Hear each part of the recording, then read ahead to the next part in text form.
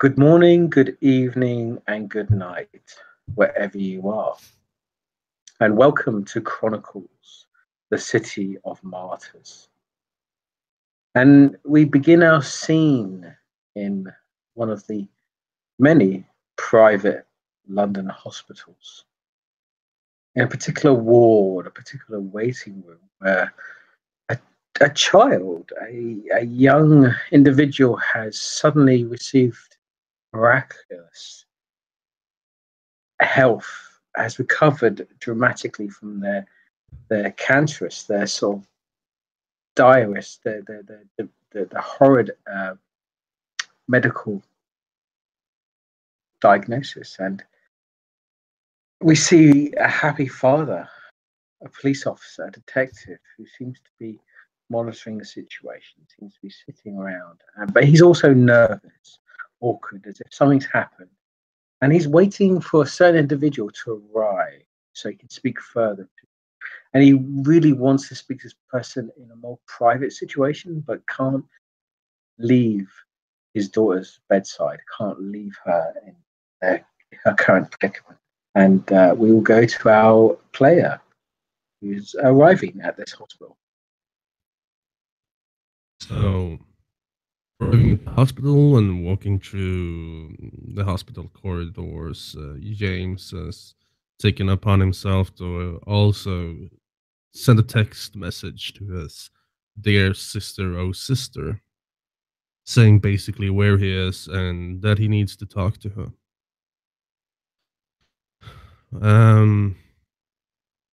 Saying that she should join him there as soon as possible. No rush, however. Give him a You'll just get a thumbs up back. He'll send you a crying emoji, a volcano, some other emoji, and a ape.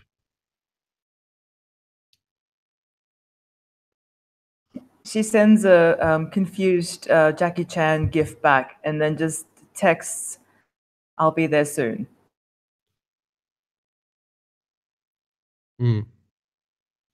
Of course, James never really grasped the concept of emojis. He doesn't even know what I mean, or he just knows that people use them. The thumbs up, yeah, cool enough. But he tries to kind of find these things of like combinations of emojis to say something, but never really does it. But walking up to the hospital door, leading into the bedroom with, is it Alice or is it Beth now? Bethany. Yeah, we'll agree on Bethany. Bethany is the Bethany Weber. Bethany Weber, and he assumes Derek Weber as well, being inside. He'll pause for a second, standing there looking at the door.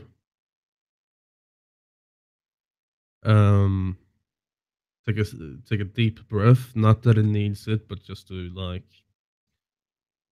gather some courage. And he opens the door and just walks right in. As you enter, you see this private hospital room, and it is quite expensive. It's you don't see this in more common places. It's a private room, and of course, nurses and doctors seem to be moving in now. And typical, you've always noticed this, typical of Kindred. People just don't seem to notice you. They don't seem to acknowledge you. You are like a phantom. You're a creature there, but not there. Your presence is very dull. It's very minimal, if anything. And as these doctors and nurses are rushing past, they seem to be amazed about what's happening. You hear reports, some of them saying this is impossible. There's no longer a tumor. There's no longer symptoms. This shouldn't happen. And one doctor or nurse is saying, "Oh, she'll be out in a few weeks or a few days, and there's no reason to keep her here. This is a miracle." And as you see before you, you see this individual, this female, resting before her father. They're talking, they're laughing. They seem to have these sort of private father-daughter sort of jokes that, of course, you don't understand or get, but you understand what they mean. You understand the relationship they're having. It's very close. It's very personal. Enter as if everyone else has ignored you, but the individual Derek does notice you, and he sort of holds his daughter's hand and taps it gently, but then proceeds to get up and say, just be a few moments. I need to speak to someone. I need to talk to someone." And he kind of gestures for you to go like into either corner of the room, that's a bit of a distance away, or back into the hallway. I think going back into the hallway is probably best, is to leave the room. He wants you to get out of the room. Yeah. It's weird. He's very grateful, very thankful, very polite, but at the same time, he doesn't want you anywhere near his daughter. And he'll as he kind of sees the signal to go outside to the hallway, James will just nod and open the door, and standing right outside, just fidgeting about with his shoe. As you do this, Derek looks to you as you fidget around your shoe, as you fidget and cause a bit of fuss. Is your character slightly on edge or not comfortable? Is that the best way to describe it? No, I wouldn't say that. It's more of a general feeling like he doesn't belong here. Okay. Like Okay. maybe something the same as in when he's in a bar. He seems malplaced in his own sense. That he is anomaly in a place like this. Yeah, there is that feeling, and Derek has begun to notice this. He recognizes, as with any mortal, and in any individual you hang around long enough with, they just notice these little clues, little sort of quirks of your personality, little things that mark you out as different opposed to everyone else. But he's very respectful. He's very polite. He gives you time, waits for a few moments, and at which point just simply goes,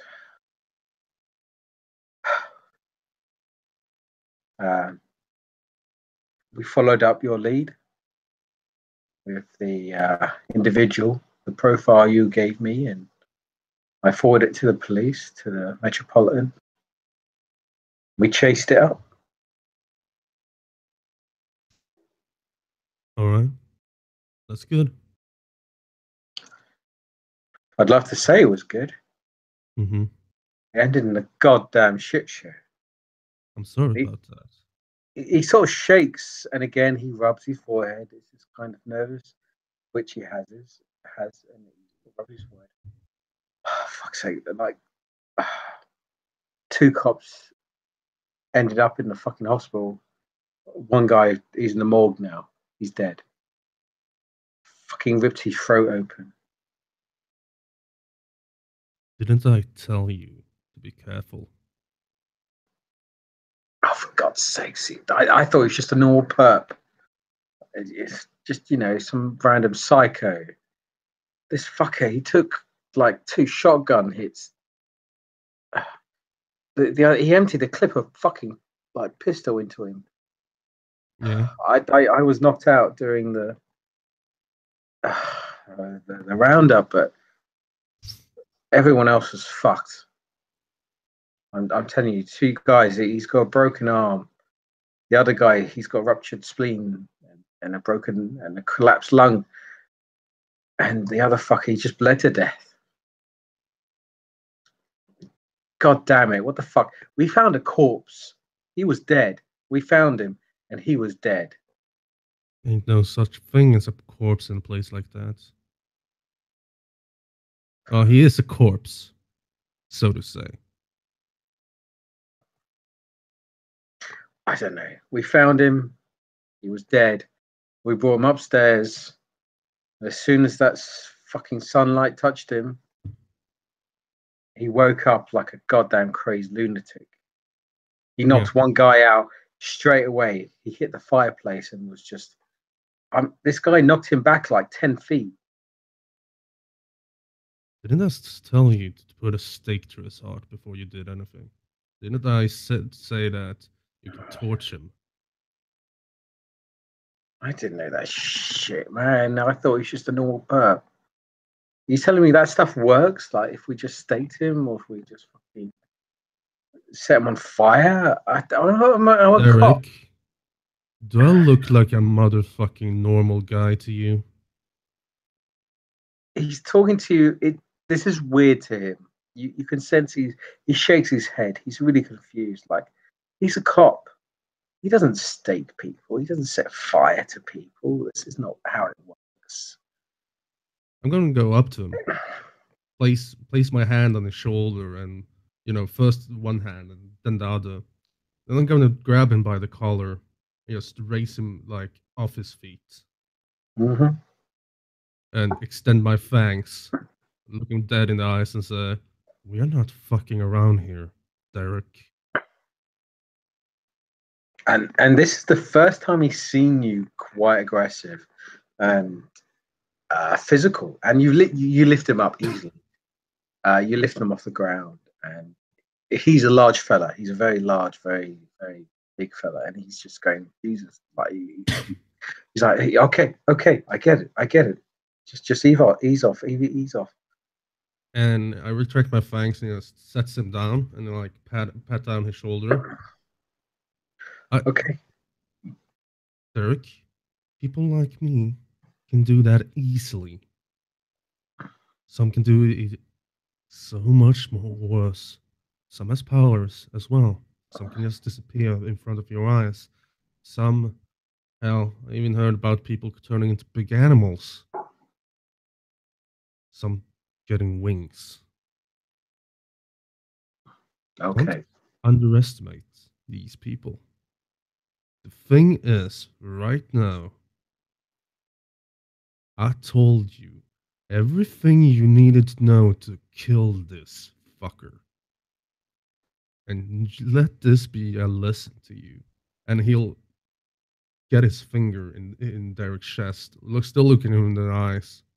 That man who died, those two who are unconscious with broken spleens and broken arms, is because of your fucking ignorance. As you do this, as you poke him, as you force this on him, he wants to react. He wants to fight back. He wants to make a note of an error that you've made or some point. But he restrains himself. He acknowledges it. He nods and goes, "You're fucking right. You're fucking right. I didn't think it. I didn't think the bullshit you were saying was real, and it cost John his fucking life. He was a good guy. He needed the money. And as he says that, he'll go in and just give him a close hug, Yeah, and, he really needs it. There's no micro there. Yep. Yeah, and he'll say, Jan was a good man, but like this, now there's cops on his head, on this Sasha O'Bannon's head. Ain't no fucking cop in London who's gonna rest until that man is dead. We don't fuck around with cop killers, do we? Fucking damn straight. I've already got like 2 times the squad size. I literally got 4 more officers on this case now. John he was a prick, but people liked him. And this will spread word. We're going to find this guy that killed him. We're going to make him pay. And I'm going to make sure he pays the right way. And he acknowledges, he nods to the lessons you told him about, like staking, fire, daylight. He understands now. He's accepting it. He acknowledges it now. So I'm going to make sure that fucker pays, and anyone associated with him will pay. These banshees, as you call them, they'll suffer. I'll make them suffer. That's good. Now, how's Beth? Jesus Christ, man, she's doing well. The fucking ducks, they don't know what's going on. He smirks. He's really sad and depressed, but he gives a smile, as you mentioned. And he's so happy because he's like, I don't know. The doctors don't know what's happening. She's just better than she ever was. There are no symptoms, and she's talking. She's conveying. She's talking about her whole mother. She forgot about her mother. She's talking about her mother, and she wants to get outside. She wants to walk, and God damn it, it's just fuck you, man. It's a miracle. That's all I can say. It's a goddamn fucking miracle. Can I have a minute with her alone?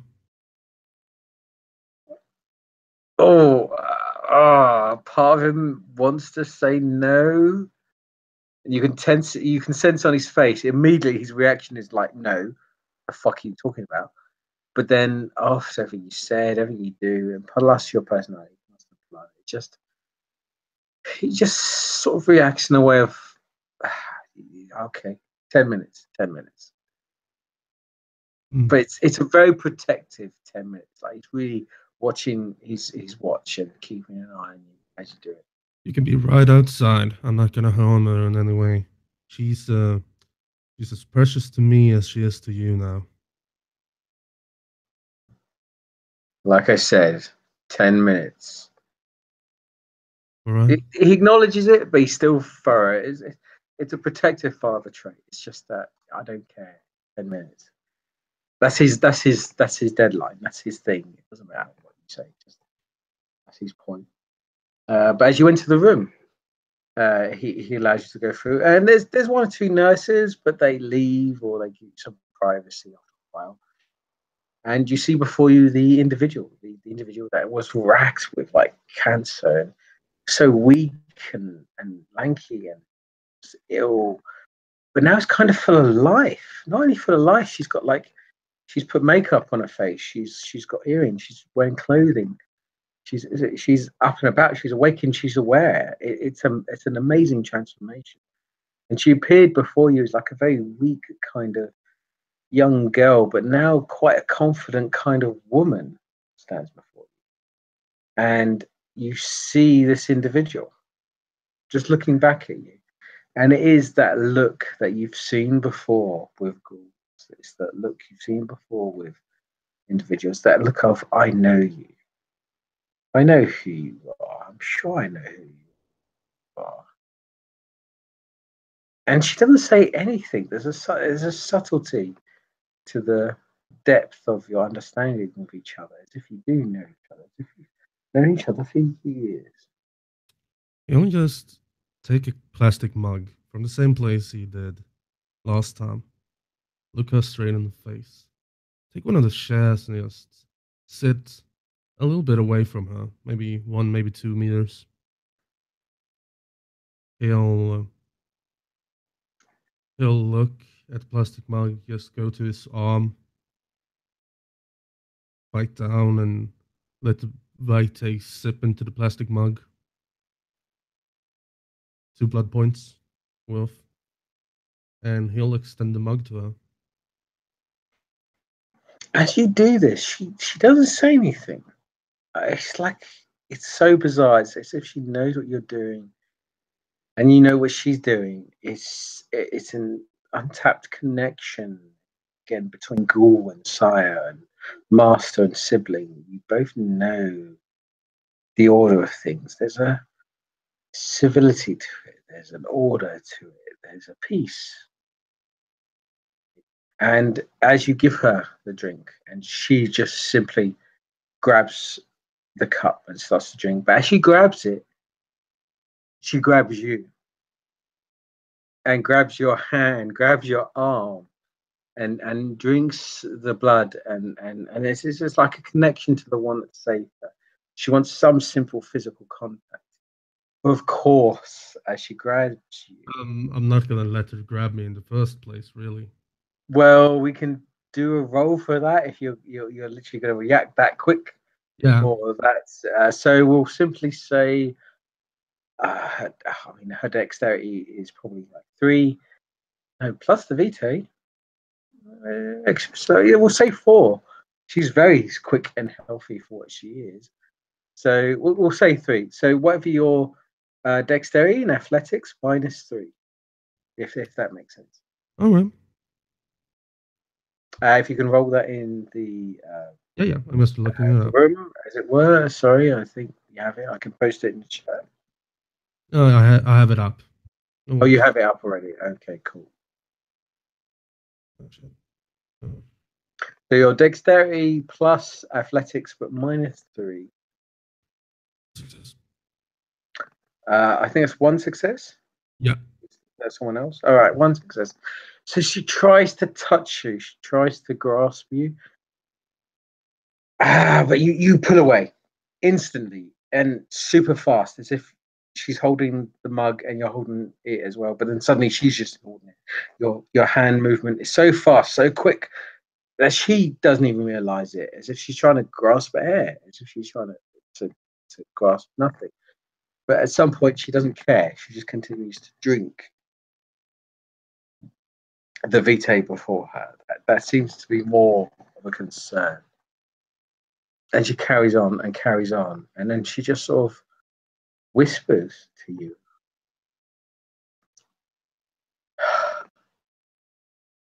Thank you.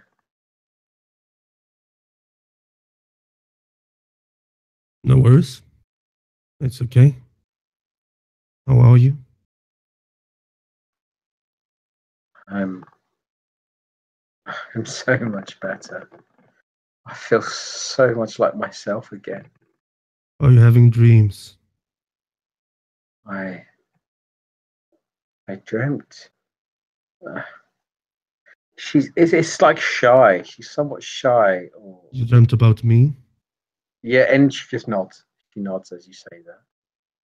He was in a dark place, a labyrinth. Walking around in circles. And then she kind of like murmurs something and tunes. It's the music. She just goes, there's music, and it was da da da da da da da da da da da da da. And she just, as if she's about to sing it, but she can't quite grasp the rest of the song. But that's what she sort of remembers. I'm glad you're out of here. I was so worried. Sorry, this sounds stupid. It doesn't. Beth, Yeah. the thing I'm doing to you right now is not a good thing. You shouldn't be happy about this happening. But your father asked for it. She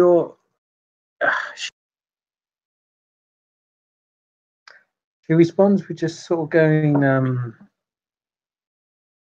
but I'm so much better now, and that's my father. He worries so much about me. Since our mother died, he's overprotective, so overprotective of me. I'm better now. I'm so much better. I feel so strong now. I feel like I can. Lift the building. She just nods as if, yeah. She doesn't convey it in words or speech. Just it's the simple understanding that you both seem to grasp between you. And in either case, but she acknowledges it only to the extent when you're here, as if only when you're here I can do these things. If you're not here, then I can't. And then she confesses this, sort of like whispers it, like, When you're here, I feel like, yes, I can jump out the window and fly. I can run down the corridors. I can jump out of this bed and move so fast. But only when you're here, I know your name, James. Of course you do. I know. Do you know what I am? Yes. You're so sad. She died. Well, mother? She left you alone for so long. Why did she leave you alone for so long? She was a filthy traitor.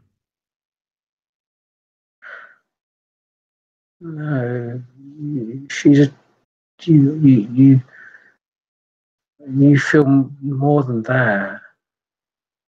Why? You're alone. You're surrounded by people. I've never felt someone that's so alone. He'll stand up and go towards, the obvious nightstand or something like that, or just some table. He'll put down his business card on it. Beth, I promised your father not to be here too long. When you get better, we'll talk, and I'll tell you everything. Until then, let's keep this between you, me, and your father, okay? No one else needs to know about this. She just nods, and as if she's about to say, "Of course, master," but then realizes how stupid that is. But it's like a compulsion. It's as if she has to say it, but then refrains and just sort of nods and accepts the card in front of her and just nods. Her gaze just doesn't break from you. She's constantly looking at you. It's a transfixia, just a fixation. And he'll give her a nod as he walks towards the door leading to the outside and goes into the hallway. As you walk into the hallway, again, you just meet the anxious father figure, and it's weird. It's like he's waiting for, as if to wait for your approval of his daughter. It's so bizarre. It's so awkward and mad. And he looks to you and just simply says, "Is everything okay? Is everything fine? Is she okay? Is she fine? What's happening? Just tell me what the hell's going on." Just making sure she's okay, that she isn't doing anything stupid, and she knows the rules. There are rules, Derek. Many of them. And you need to follow them too. Like I said, I'll do anything you say, anything you ask. Just keep her as happy as she is now. Keep her as going and as healthy as she is now. And I'll do whatever you want. She's gonna ask a lot. Ask about me, how we met, everything like that. She's gonna be, well, a little fascinated with me. Just answer the things you can, and in time, when she gets out of this hellhole, we'll sit down and have a real talk. Just the three of us. Well, look, I'll go get back to work. I'm still running up some leads to the guy we nearly got earlier. He fled the scene, but we'll get him back. We'll find him again. We've got facial ID. We're gonna get some posters printed. ID sent. We'll find that fucker again. We'll kill those banshee shits. He'll stop. James will nod, and he'll look over to Derek and say, "Have you heard anything about the Shunt Club?"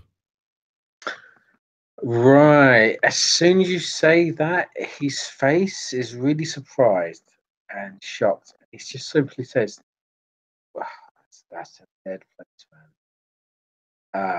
used to be big time in its day, but after the night of storms, it closed down, and it's just a no-go area. We always assume they're druggies, and well, there's stories about that place, man. No one goes there.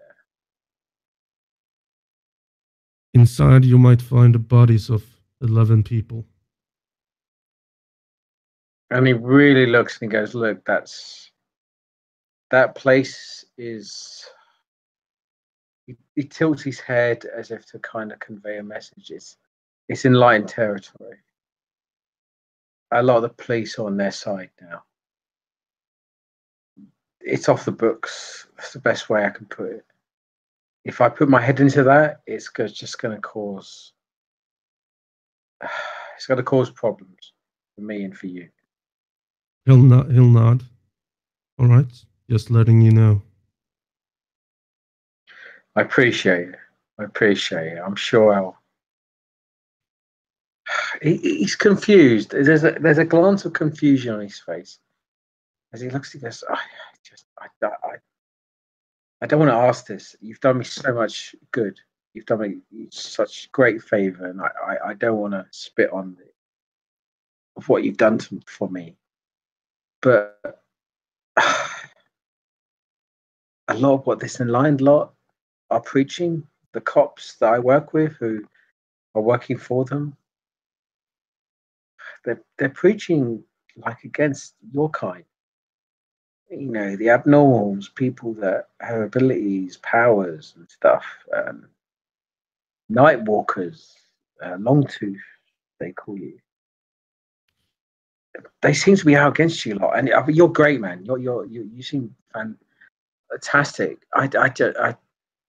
This is very confusing. I just want to let you know that a lot of the police, a lot of the government enforcement, they're out to get you.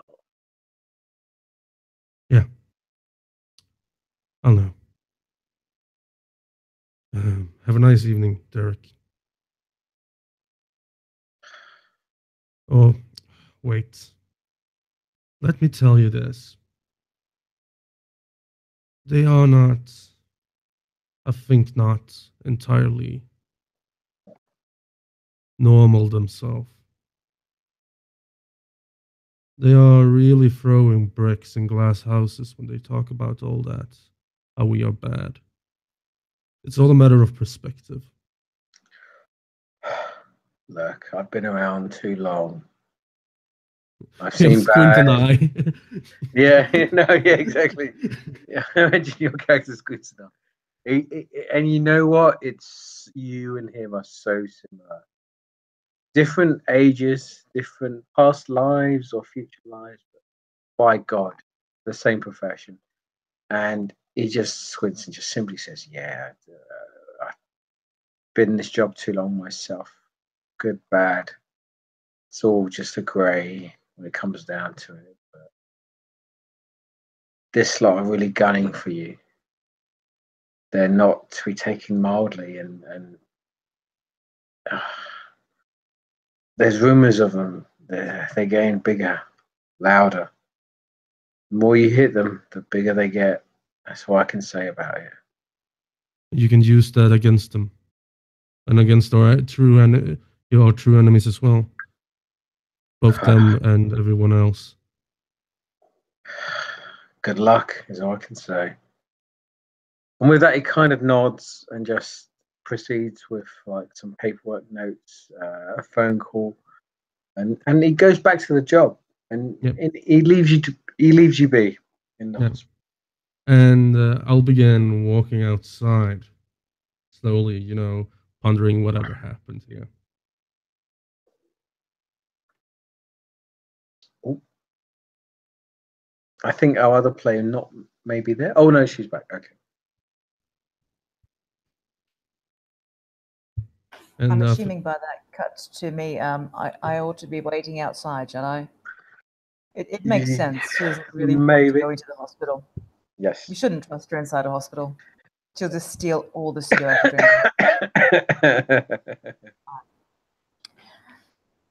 But yes, James, as you exit the hospital, you will notice not only by the predatory aura staring you in the face, but also, you know, the fact that there she is in the clothes that you've picked, looking like a 40s poster child.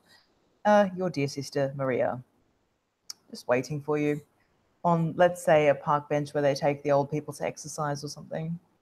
All right. Just having a sit down watching the stars.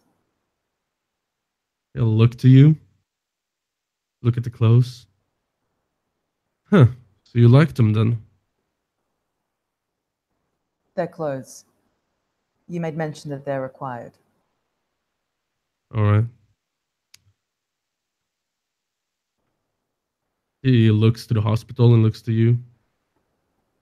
You don't want to go in there and get your stuff? I do believe you would be ashamed of me if I did. As long as you don't hurt anyone? Not tonight. It would be easy enough for me to get some C10H15NO and cut that into what is called Nazi heroin, like back in the good old days, but I think I've graduated.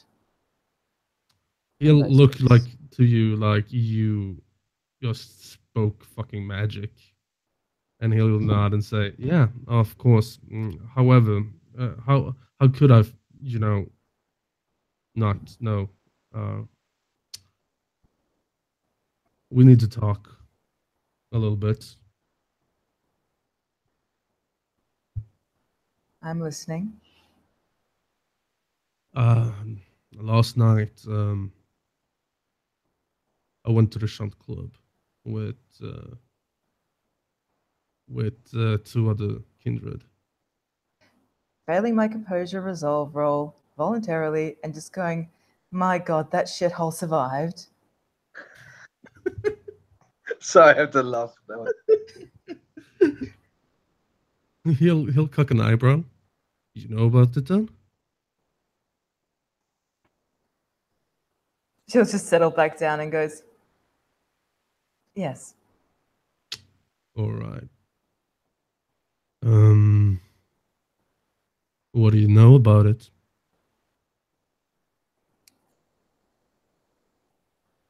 Just smile off into the distance and just shake her head. I knew enough never to go there. Oh, well, you weren't coughing. Please. I'm going to take you home and wash your mouth out with soap in a moment.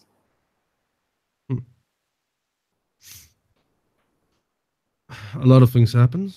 I saw a lot of things. Sorry to interrupt. Where are the characters currently? And outside on a park bench, you know. Okay.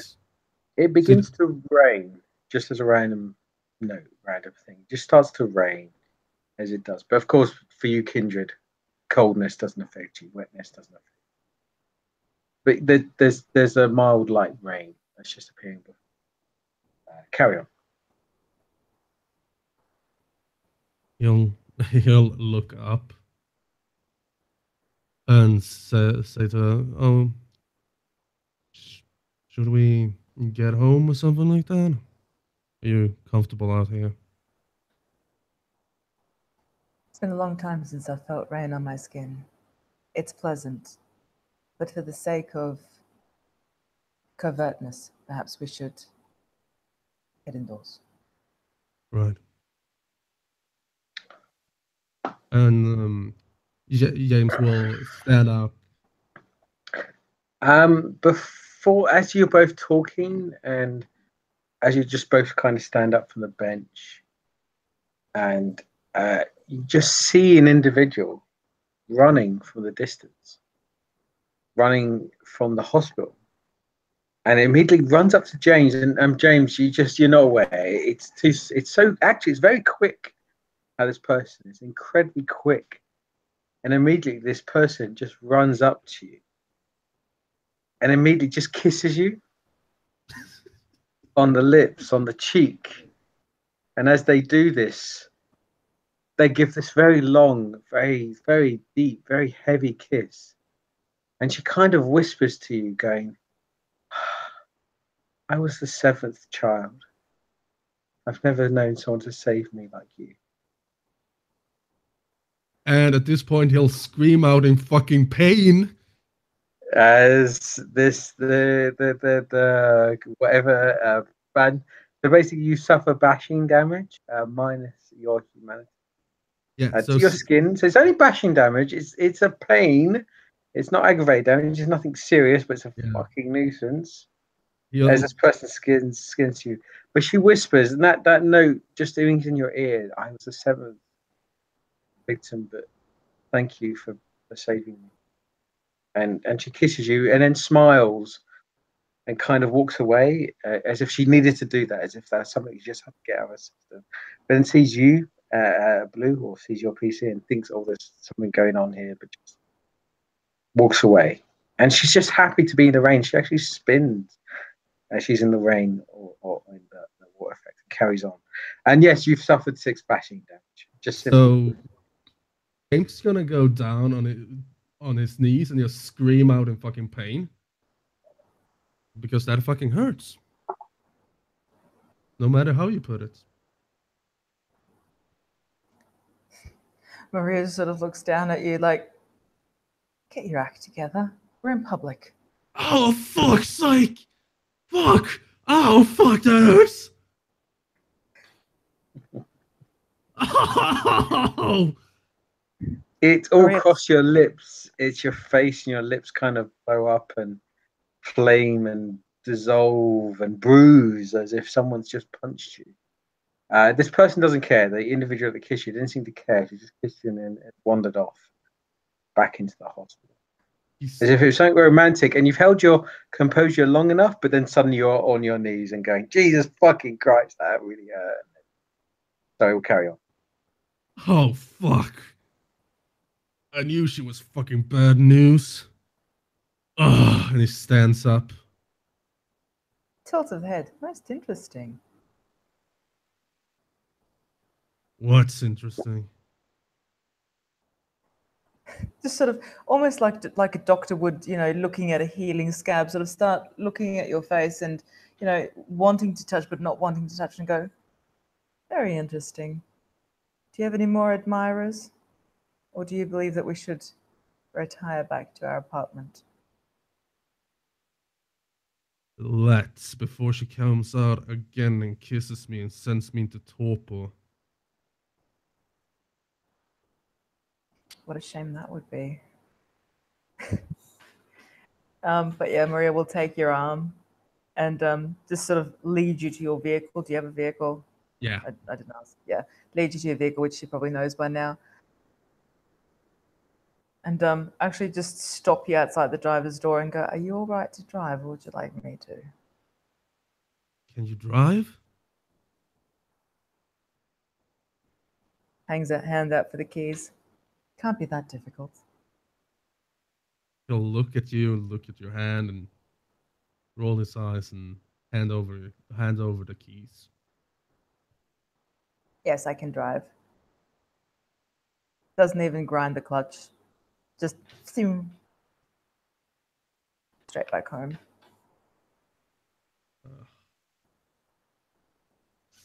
And yeah, during that time, you can see James concentrating on healing up the damage caused by this magical girl that comes out and kisses vampires and make them burn up in the face. Mm-hmm. Whilst driving, Murray will actually just sort of slip a glance over at you and go, I'd like to think you owe me an explanation. Of her? After all, I thought we had something. She's not like that.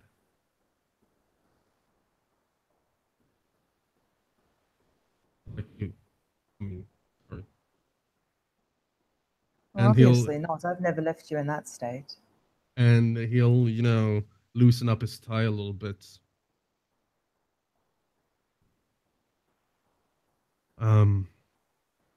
She's my ghoul.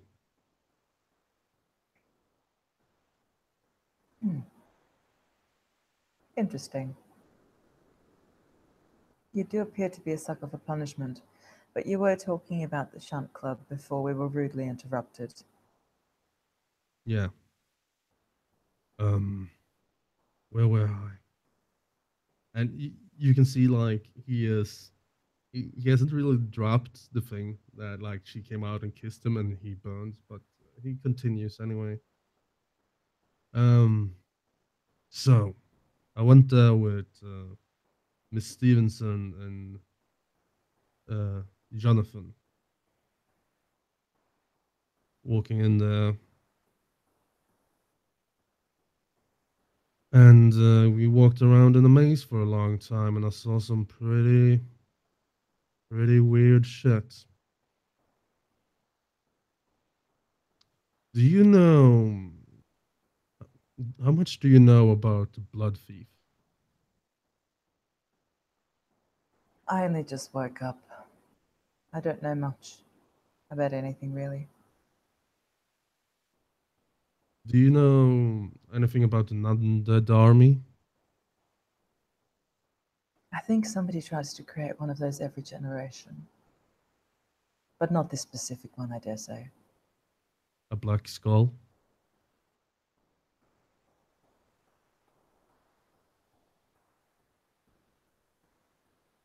I'd need to see it. I never saw it, just mentioned. Then we're on the same page.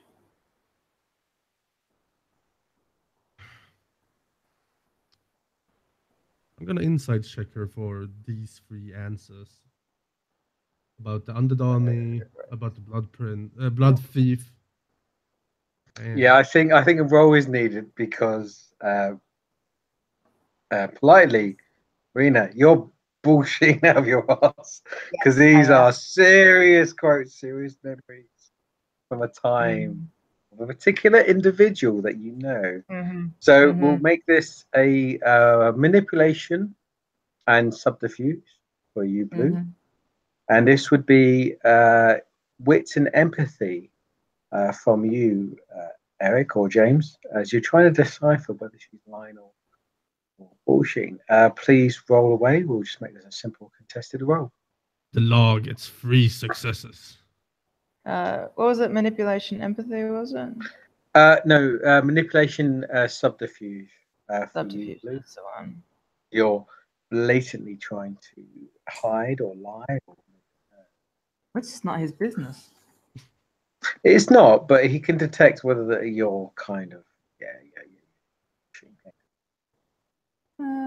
3 successes. Sorry, I can't actually look. I'm trying to look up the actual chat. Successes? We both get 3 successes. In this case, if you draw, the defender is ruled the winner, but it's a draw. So if the defender wants to give away stuff, up to them, entirely up to them. Who's the defender? Sorry, the person lying, whoever's committing the act. So this would be in favor of Blue. So you are the defender, so you may do as you wish. In which case, because it's a draw, I'm not going to be a complete bitch and simply go along the lines of, I've heard of such an artifact. I would very much like to get my hands on it. Perhaps something could be gained, if that were possible. I would very much like to get my hands on it myself, but not for that reason. I think if this thing does what I believe it does, I would like it destroyed.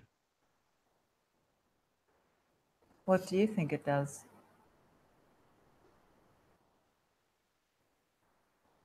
I think the Blood Prince, he said something about that under the army, and he could create one. I think the Black Skull is some kind of instrument to create more of our kind rapidly. Considering that we are a dying species, would that be so bad of a thing? A large amount of kindred within the city without proper guidance. Yeah.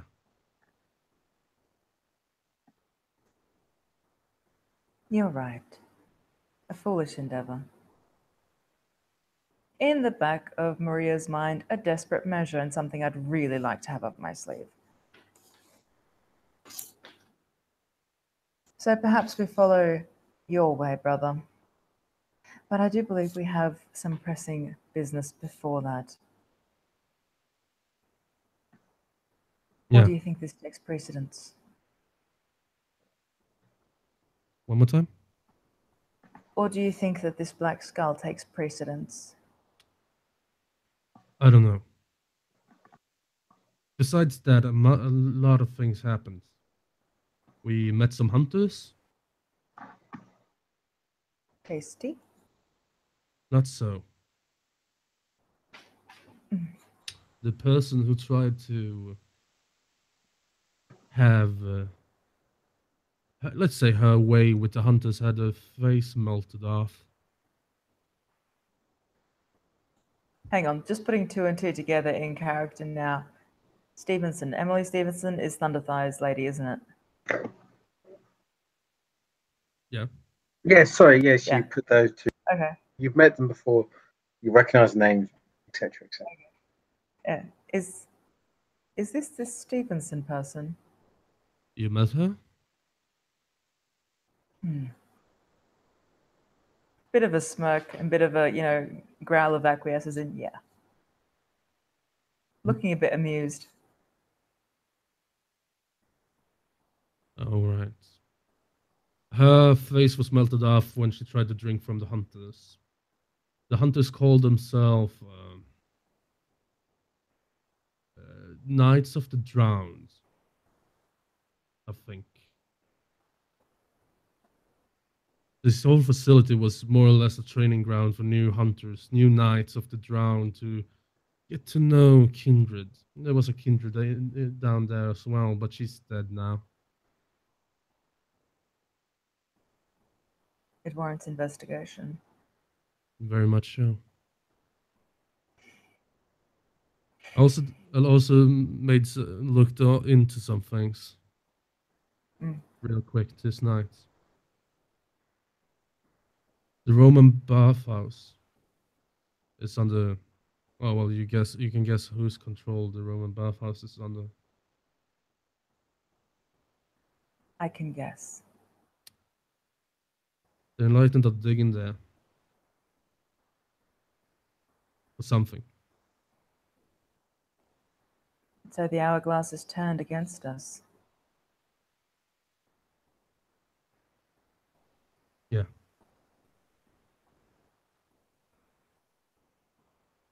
So we need a plan, brother. We need to find we need to find this key. This key that probably open up this tomb or something else. And we need gold. Gold to defeat him.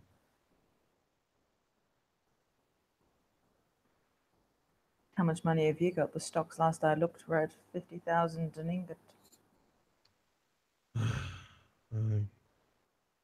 I don't have so much, actually. I do know who has. Please don't say her.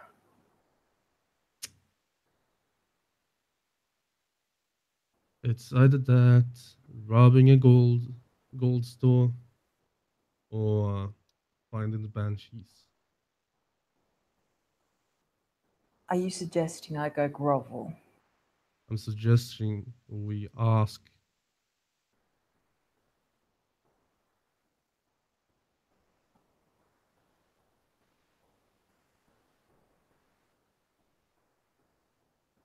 There's a long pause. Maria just sort of looks off into a corner and you can see her mind just sort of calculating. Not for too long, I guess. I hope you're driving a car. No, not for too long. But yeah, she doesn't say anything for the rest of the drive. Pull up at your place and just go. It does seem to be the quickest way of going about these things. That, or short of robbing a chemistry shop. What would you do with the chemistry things? What wouldn't I do with a chemistry shop?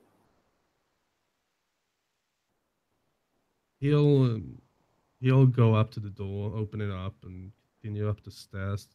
The creaking, wrangly stairs. Jazz music playing in the background. Fucking jazz music. Sorry, just to remind me, where are you going at the moment? We are going up to the Haven. Sorry, whose Haven? Your James's Haven or James's Haven. James's Haven? Yes. Explain away. Nothing happens. Yes, the usual jazz music is prepared and played in the background, and that's that feeling of a safe haven. And actually, Blue, your PC just you feel safe as well. It's bizarre when one is welcomed into another individual's haven. It's as if the beast is also welcome. It's a part of the same family there, but not necessarily welcomed. So we'll go into the Haven and go in. Maria will close the door and just turn to you, James, and go, you spoke for her once as a conduit. Would you be able to do the same again? If she wishes. Or if I call her. Do you wish me to call her?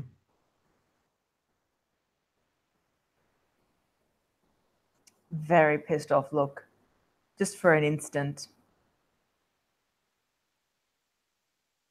And then Maria will take the frog from its jar on the kitchen bench and put it in the shower, like just out of the room. It's like no eavesdropping. And go, she'll put the frog away. I don't need the frog listening in. And just simply go, perhaps it is for the best. Anything you wish for me to convey? No, I can talk to her myself if that's the case. Just one more thing. He goes into the shower and turns on the shower. Making the frog's jaw be danced in water, maybe numbing anything the frog can glean from this conversation. Conversation. Yep. And he'll go and have a seat in that armchair that's been used so many times for so many things. Maria will actually just hold up a finger, as in just 1 second. She'll take the rubber band off her wrist that she's been using to sort of snap herself whenever she sighs like a bloody idiot, sort of fix her hair, and almost like she's worried about what she looks like she wants to impress and look like the big grown-up kindred that she is. And then just sort of go,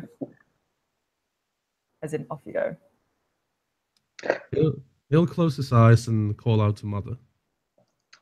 As you do this, and I'm really annoyed because I made a really good image. I can't find it. I can only find the actual raw copy of the image. So unfortunately, I'm going to have to use that. But yes, you call out to Mother. We won't roll. This is you've worked up enough this chapter. And it's that call of the dead. It's the call of that distant dream. You know she's there. She's always there. But it's that pull, that stretch of your arm, the stretch of your beast, the stretch of your essence, just to reach out to her and command her or pull her to you. And her sleep is so heavy, so deep, that you have to stretch out really far, and it takes a lot of effort of you to do this. You may even do this once per chapter because it's sheer effort to pull this individual here. But as you do, you awaken her from her slumber. And you share part of the dream. It's like the dream of someone in ancient times, manipulating what appears to be a sort of peasant to share bread, to break bread with another individual in order to appease a Smith. But you know for a fact this is all part of some cunning plan. This is all part of some elegant strategy which leads to the fall of the kingdom of the kingdom of Norway. Yeah, you're in Norway now. You realize this is the language you're speaking, the people you're talking to. You realize that this is some plot, a memory of something way beyond you, way past you. And at this point, the individual grasps you and pulls you, and the memory is no longer there. And I'm going to get the image of the person, and I'll put it up. Oh, for God's sake. Here we go. And the image of you suddenly sort of limp. You go relaxed. You become mild, and suddenly your form becomes very effeminate, Eric. James becomes suddenly very docile, very loose, and immediately, as if a cigarette is drawn from your mouth and lights in front of you, as if nothing was there to light it, but it's there, it's lit, and this drag of the cigarette is pulled deeply into your breath and exhales, and the smoke envelops the room. And everything in the room becomes heavy, becomes dark, becomes dim, and so heavy. And we'll leave this as she takes this big drag of the cigarette and blows out. And she simply leaves it for her daughter to say the first word, as per usual.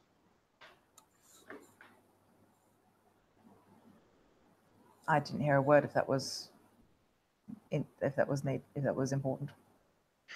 Oh, I apologize. Basically, this individual is blowing heavily from a cigarette in front of her. It's Eric or James, but in a very effeminate form. Mm-hmm. And the eyes change color, a bright red or bright, shiny, sort of glowy red eyes. And it's the appearance of Mother. She always has the exact same appearance, that effeminate tone. And she's waiting for you to speak. And she breathes heavily as if disappointed, as always.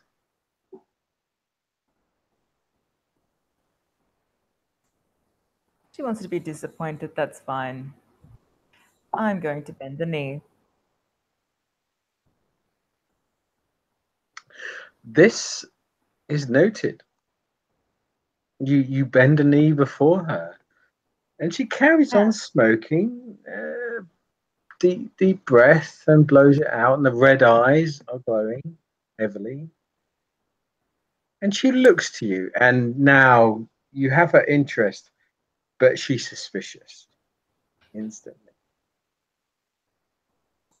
Bend the knee and speak when spoken to.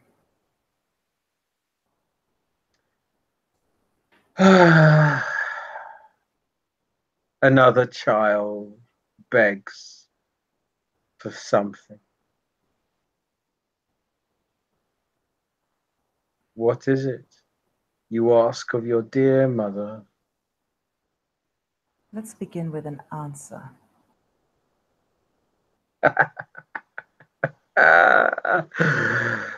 She draws another big, deep breath of the cigarette smoke and blows it out in your face as you say this. Simply goes, the most expensive thing one can ask Mother. Well aware of this fact. However, I do believe this concerns you too. Learning the game, are we? Have you grown tired of your potions and chemistry? Everyone needs a hobby.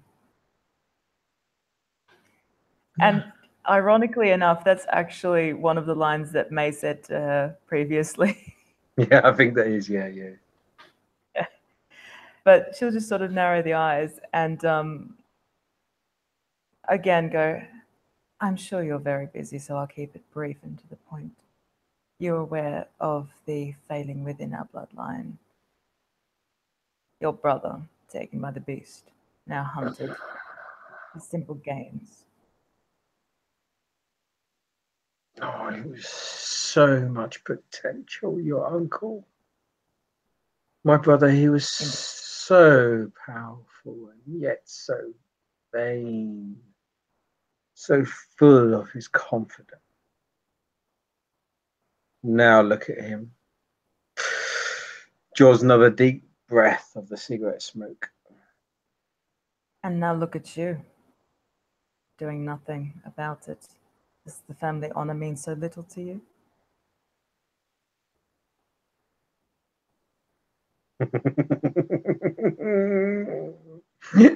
Oh, you know how to push my buttons, darling. As I said, slowly but surely. Good. You're finally picking up the trade.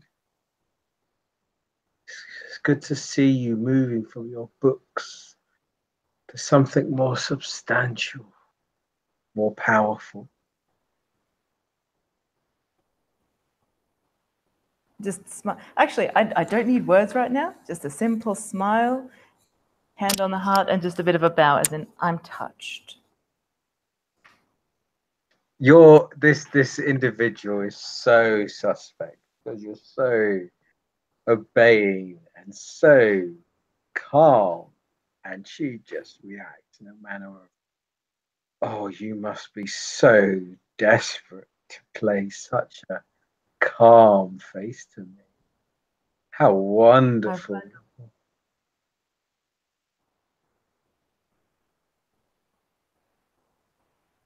I've learned a lot, dear mother. Maybe one evening you'll be proud of me even. Until then, I know when to be polite. And right now, that time is here. Good. What do you suggest we do? I'm sure you're aware of the circumstances that befall us in that your brother, it's obvious she doesn't want to say my uncle, that your brother is on the chopping block. My dear brother. So powerful, so strong, and misguided. Does it He truly thought, pain you that much? of course, darling. We feel we are human once. He was the closest to any to me. Now, nothing more than a beast. Ah, he's a clever one. The game is never fully played with him. I'm sure he has a trick up his sleeve. Even now, as a beast. I would be disappointed if he did not. Careful, my child. Especially with him. Send others to investigate. Send others to secure him. At least stay away from him. His plots and plans are devious and black. But if he is lost to the beast, then surely there can be not much more plotting and planning going on. Ah, you're so young.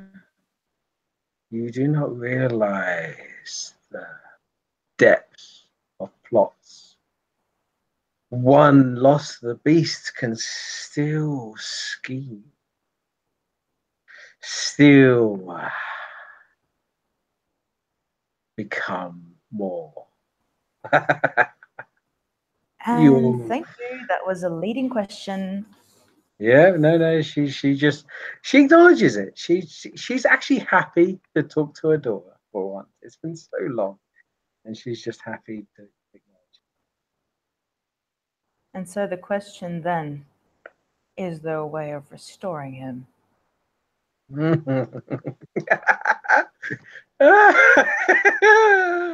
Of course, of course. Are you willing to pay the price? Someone will. Dreams and blood, blood and dreams. This is all the same to me, darling. You plot and scheme, and I'm very impressed and thankful. It's been so long since I've spoken to a child of such things. Tell me, why are you in London? Why do you pester me? Give me reason to answer you.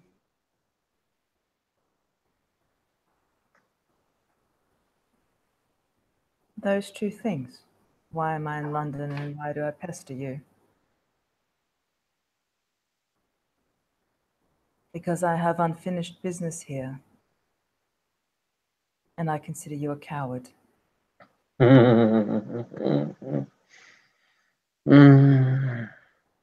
Coward, yes. Hero, no. Business unsettled. This I agree. Once you've settled your business in London, come find me, daughter. Seek me out. You know where. Then we can commence proper business. If you survive, of course. And to that end, while I'm doing your dirty work, would you be so kind as to throw this old dog a bone, Mother? I have never asked a thing from you, my precious daughter. Then perhaps I'll let the Banshees just have their way with your brother. Right, at that point, there you subtly, blood sympathy, doesn't matter, you sense a tinge. She's playing it proper cold, cool for the whole conversation. That moment when you mentioned the brothers, her brother and the Banshees, there's that twinge, there's that twitch, that sense of anger. You reach the chord of her, and it's that. Calling it out, I'm here to not. I would not want my dear brother to fall to such filth as the Banshees. They call themselves such ruffians, such filthy mongrels. How dare they lay claim to your uncle, poor as he is? Does the favour you ask regard the situation? If so, I may be implied on. Oh no, you misunderstand. It's you that need the favour, not me. Makes no difference to me. Ask away, dear child. Ask away.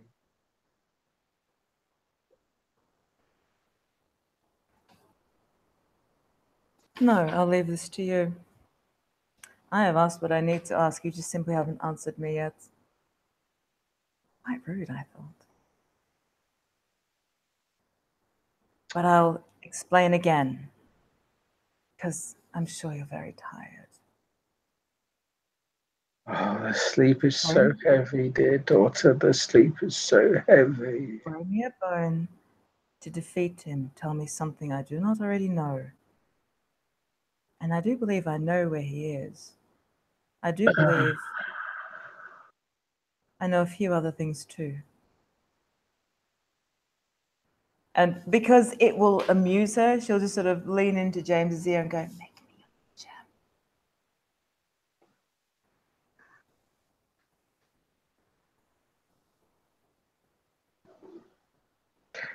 a jam. You do have influence over her, just as a reference, James. She isn't asleep. She isn't talking, but you're communicating. She's communicating through you. Do you want to kind of persuade her towards this person? Entirely up to you. I'm shutting my damn mouth. That's what I'm doing. Okay. He's shutting down mouth. He's not interrupting. And as he looks at you, goes, "Oh, my subject. I've told my agent all about my uncle, his weaknesses, his threats. What more do you wish from dear mother? Oh, I'm so tired and sleepy." Then you'd best return to Dreamland. If you have nothing further for me, I have no further use for you. Oh, good daughter, good. Never ask anything from someone you can get yourself. Weakness, daughter, weakness. I sleep. We can't have that, can we? Oh, sleep. I sleep. Ah, I do see the number 9 hovers over him, hovers over London. Now I sleep, daughter. So heavy is my dream, so heavy is my memory. I must sleep. Oh, sleep. And at this point, the figure merges away, it fades away. As the entity goes back to their torpor. I hate that. Not as much as I hated that. Right. So, where do you want to go from here?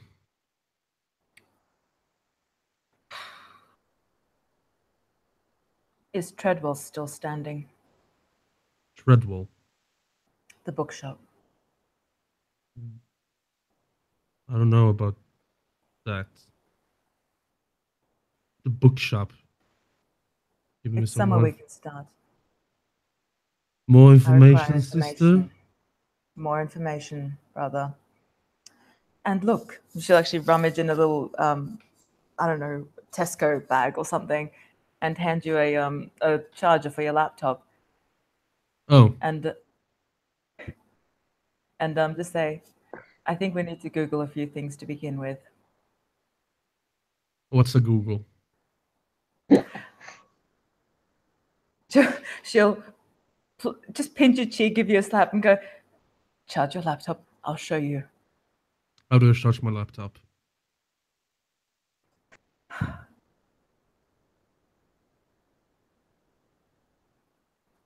Give me the cable. I give you the cable. I go to a PowerPoint. I plug it in, and I explain to you. It's like when you're young and you've got the board with the cutout triangle and rectangle, and you've got certain plugs that go in that one. This can only go in one place. Plug it in. Observe. Holds the wall socket. This can only go in one place. Yeah, Plugs in.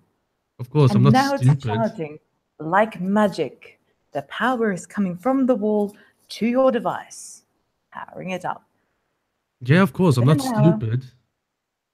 So why did you need me to do that for you? I have other things to do. I didn't know which hole to put it in. You didn't have a problem with that 2 nights ago.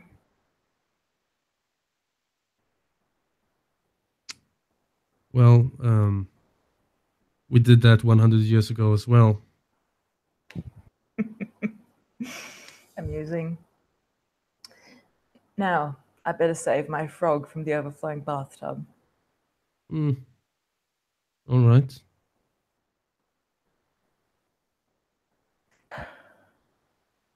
Just one thing. What the fuck is Treadwell's and what can we expect to find there? I hope it's still standing. And I hope it hasn't been raided. I hope it went under the radar. It always did when it was active. It Did you was a look at- bookshop. You're looking for some special book? I'm looking for any kind of lead that I can, and if you don't mind, we'll stop by the art shop, as it were. The cheapest way of getting what I need is to simply buy some gold leaf. All right. That, I believe, is about £2 a packet. All right. And he'll sit down at his computer and try to start it and, try to log in and everything like that. It's like just showing the battery at like 1%. It's giving you that load screen Yeah. of, no, I haven't been charged in forever. So Maria will actually just get her phone and just tappity tap, tap, tap and Google it from there. And she goes, just let me do it. David, is Treadwell still around? It is. We can go into that right now, or go into it later in time. Up to you. I don't care. I can give you the basics as you look it up or investigate it. You don't need to do a roll, but basically, yes, it's there. The spot where it was is there, but it's now been condemned. It's closed. It's no longer open as a bookshop. And if you do go there, or if you investigate, the web page is closed, the website is closed, the internet's closed. And if you go to the shop, it's boarded up, it's shuttered, closed, condemned. The whole building itself seems to be sealed off, shut. But is it untouched? It seems to have many years have gone by without anyone caring about it. Oh, honeypot. Going there, investigating. Okay. That was pretty much the thing. Is like, is this hidden well enough that people are not going to raid it? And if that's the case, I must admit, I think that's a separate scene. If anything, I think we can do that as a separate scene. At the moment, I think this scene is closed as our characters have. I don't know. I really don't know. Divulge their emotions, deciding on their humanity, the concept of healing, forgiving, and the sense of mothers. Whether do they have your best interest at heart? We'll never know. Thank you for watching, and we hope you enjoyed this show.